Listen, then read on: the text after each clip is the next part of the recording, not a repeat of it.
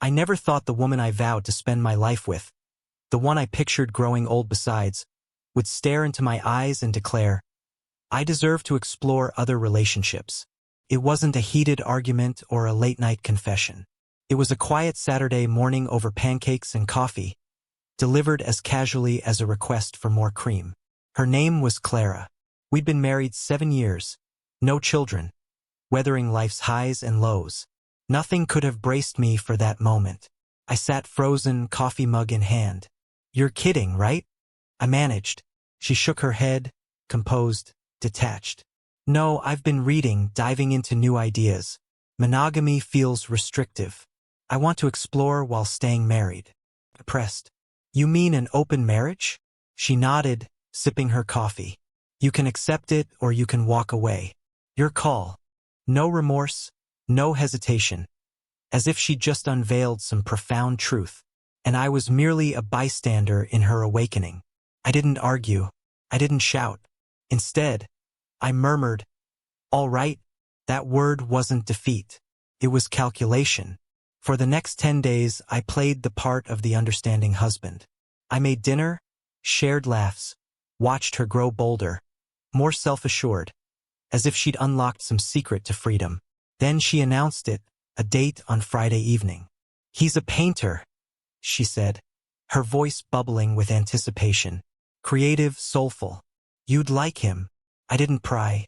"Enjoy," I replied, even suggesting I'd grab wine for her return.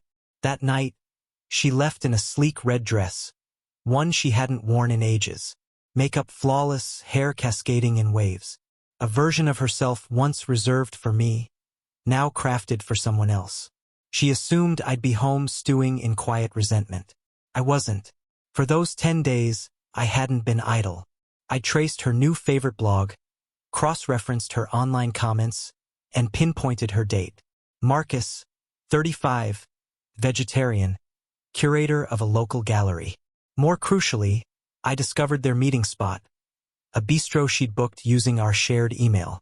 Rookie mistake. I arrived early, tucked into a dim corner table, cap pulled low. I watched her arrive, laughing, brushing his shoulder. He leaned in, all charm and rehearsed smiles. For an hour I observed, pulse racing, cataloging every moment.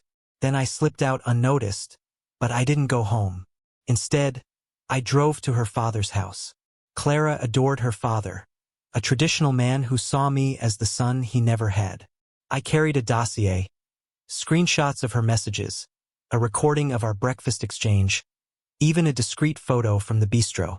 When he answered the door, I handed it over with a calm smile. "What's this?" he asked. "Clara will come to you soon," I said. "She'll say I wasn't enough, that I was controlling. This is the truth before she twists it." I didn't linger. I didn't plead. I left.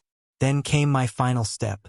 I gathered my belongings, every suitcase, every keepsake, and drove to a small rental I'd secured in my name. I froze our shared accounts, left a note on the counter. "You said accept it or leave. You were right. I'm gone. Lie freely. Andrew." She returned that night to a silent house. No husband waiting, just my words echoing in the emptiness. By morning, my phone buzzed relentlessly. Her number, her sister's, voicemails trembling with panic. "Please, let's talk. I didn't want this. You just vanished." Yes, I vanished. Not because I couldn't rival a painter, but because when someone demands you tolerate betrayal or walk away, they don't cherish you. They cherish what you provide. Days later, I spotted her at the mall, looking worn, eyes shadowed. She forced a smile. "I think I messed up," she whispered. I nodded. "Maybe," I said, and kept walking. Sometimes the sharpest response isn't a fight. It's letting them face the void they carved.